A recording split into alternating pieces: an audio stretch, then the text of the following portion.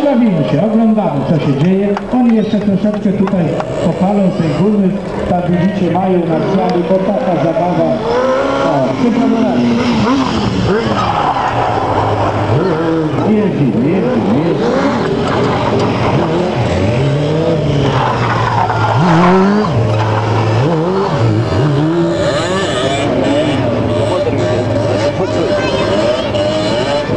Się zawiesił.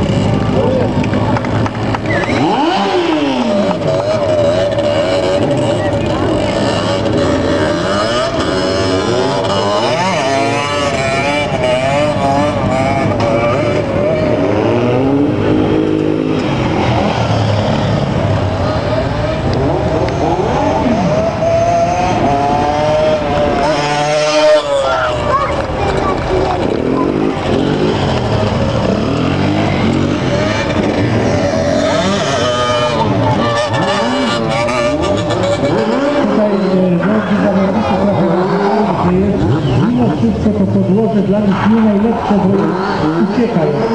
Jest dość... Jak widzicie, dają sobie radę. Wiele tego sprzętu to ponoć także Kawasaki. No to widzicie,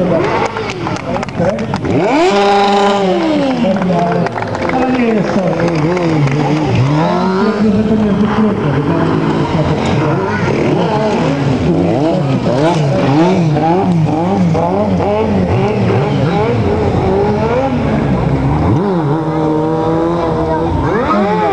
Oczywiście będą tutaj kręcić tymi motocyklami, palić gumę. Te pokazy cieszą się ogromną.